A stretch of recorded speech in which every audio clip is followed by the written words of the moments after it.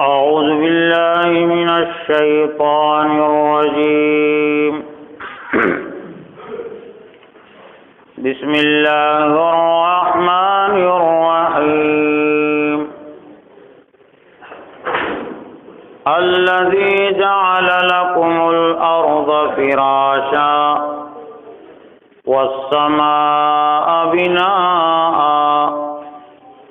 وأنزل من السماء ماء فأخرج به من الثمرات رزقا لكم فلا تجعلوا لله أندادا وأنتم تعلمون صدق اللہ العظیم۔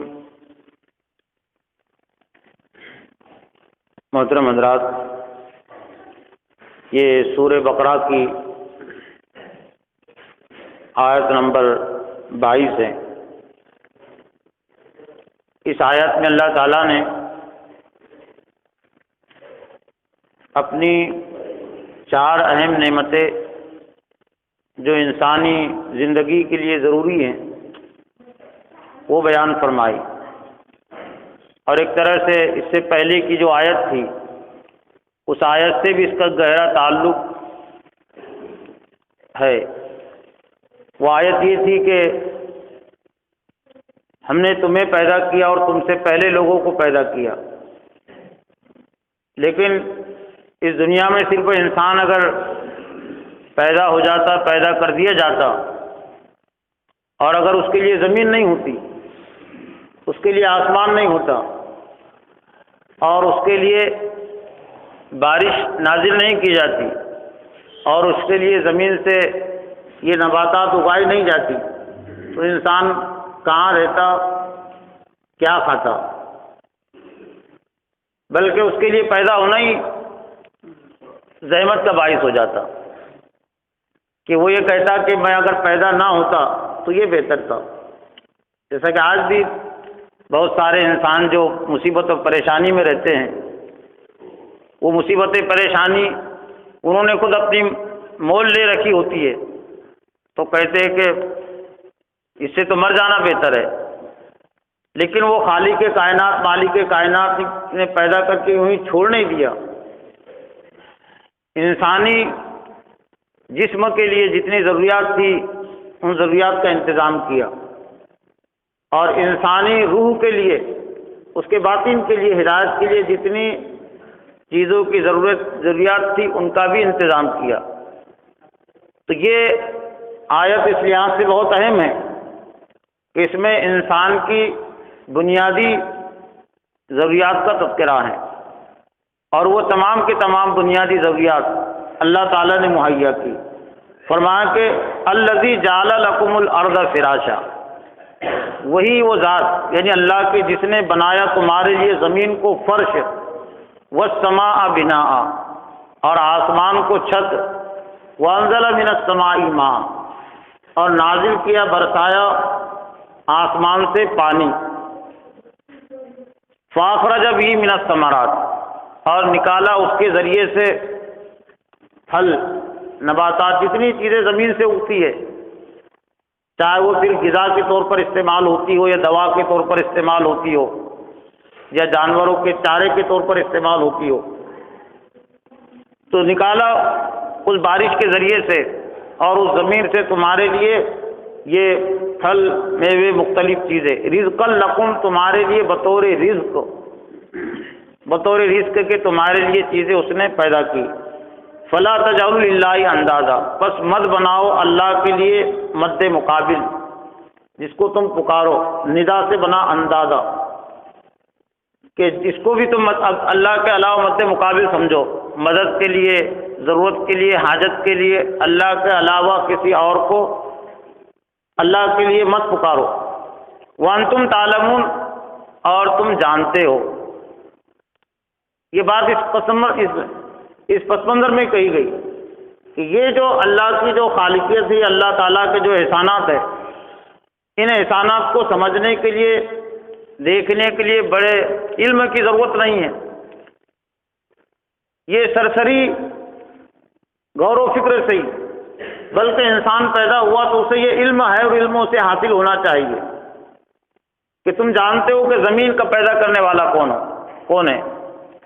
یہ انسان کی فطرت میں یہ دعوت رکھی گئی ہے کہ زمین کا پیدا کرنے والا اللہ کے علاوہ کوئی نہیں۔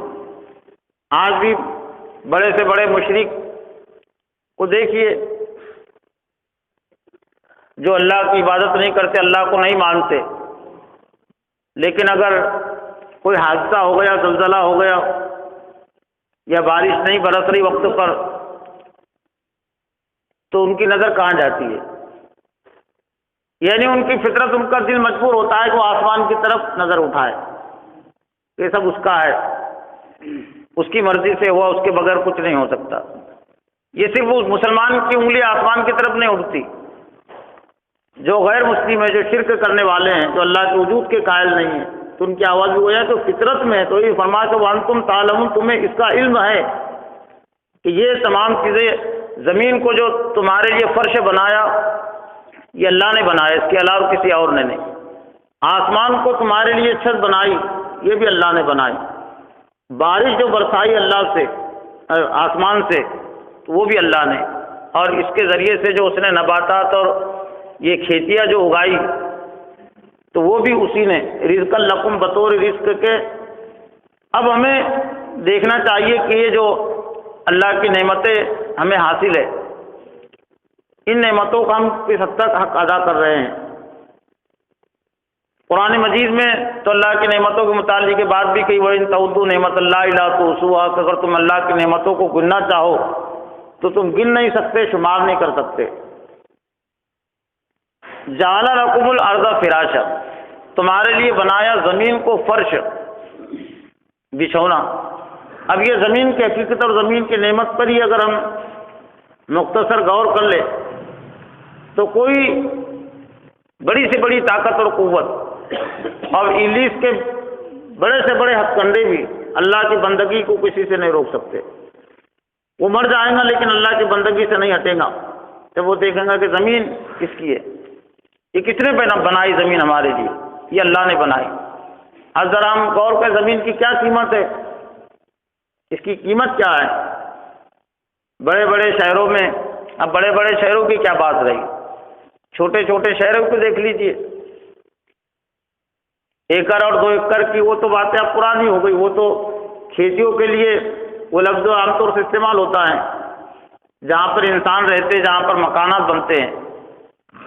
1 اسکوائر فٹ زمین، 1 فٹ لمبی، 1 فٹ چوڑی زمین۔ بمبئی جیسے شہروں کی بات تو کچھ لوگ یہ بھی کہتے کہ 1 لاکھ روپے قیمت، 10,000 روپے اس کی قیمت، 5,000 روپے اس کی قیمت۔ 5,000 کی قیمت تو شاید یہاں پر بھی پوسط میں بھی ہو جائے اچھی جگہ پر، 2,000 اور 3,000 کی بات ہی نہیں رہی۔ تو 1 فٹ ایک اس پر وہ چل رہا ہے، وہ زمین نہیں، صرف وہ رہتا ہے۔ تب اندازہ لگا لیجئے کہ انسان یہ پوری زمین کو استعمال کر رہا ہے، اسی زمین پر اس کے روڈ بھی ہے۔ انسان تھوڑے دن کے لیے مالک بنا، منتظم بنا، تو اس نے تو 1 اسکوائر فٹ زمین کی قیمت متعین کر دی ہزاروں میں۔ لیکن ذرا ہم اس خالق کو دیکھیں کہ اس نے زمین مہیا کر دی، کسی سے 1 روپیہ بھی اس نے نہیں لیا، نہ اللہ نے کوئی تقاضا اور مطالبہ کیا کہ ہم نے 2 ایکڑ زمین، 1000 اسکوائر فٹ زمین، 1 لاکھ 1 کروڑ اسکوائر فٹ زمین تمہارے لیے مہیا کر دی اور تم ہمیں کچھ دو۔ صرف اس کا تقاضا صرف یہ ہے کہ میرے علاوہ کسی اور کی بندگی مت کرو، کسی اور کو مت پوجو، اس کے علاوہ کوئی تقاضا نہیں کہ نا مجھے تم کھلاؤ پلاؤ پھر دو۔ لیکن یہ دعوت اور یہ بات بھی انسان کو بوجھ لگتی ہے، یہ اپنے مزاج کے وہ خلاف سمجھتا ہے۔ تو اس سے بڑھ کر احسان فراموشی اور احسان کشی یا نمک حرامی اور کیا ہو سکتی ہے۔ جتنے بھی الفاظ استعمال کیے جائے پھر اس کے علاوہ یہ سب تو دے، لیکن وہ بندگی کرے اس کے دشمن کی، یعنی ابلیس کی بندگی کرے جو اس کا دشمن ہے، ایمان والوں کو دشمن ہے۔ تو اس سے بڑھ کر ایک احسان فراموشی نمک حرامی اور کیا ہو سکتی ہے کہ زمین تو پیدا کرے اللہ، وہ تو اللہ ہمیں اس کو بطور بچھونے کے ہم کو فرش کے عطا کرے اور اسی کی زمین پر رہتے ہم اس کے دشمن کی اطاعت اور پیروی کریں۔ پھر اللہ ایسے لوگوں کو سزا نہ دے تو کیا دے، ان کو عذاب نہ دیا جائے تو کیا دیا جائے۔ اور پھر زمین کے ساتھ بھی کچھ ایسی بنائی کہ اس کے کچھ حصے کو اس نے نرم کیا اور کچھ حصے کو اس نے سخت کیا۔ یہی زمین جس پر ہم چلتے ہیں، اگر اوپر ہی سے اگر اتنا ہی سخت ہوتا جتنا اندر سخت ہے، تو زمین پر چلنا پھرنا اور اس پر اگانا، ہل چلانا انسان کے لیے مشکل ہو جاتا۔ اور اوپر جتنا وہ نرم ہے، 1 فٹ 2 فٹ 4 فٹ 5 فٹ تک زمین جتنی نرم ہے، اگر وہ ایسی اور بھی نرم ہوتی 10 فٹ کے بعد بھی، اور تو پھر بھی انسان کے لیے اس سے فائدہ اٹھانا مشکل ہو جاتا۔ تو بالکل مناسب طریقے سے کہ انسان کے لیے زمین جس حالت کی ہونی چاہیے، تو پھر جگہ جگہ اس نے پہاڑ بھی رکھ دیے زمین پر۔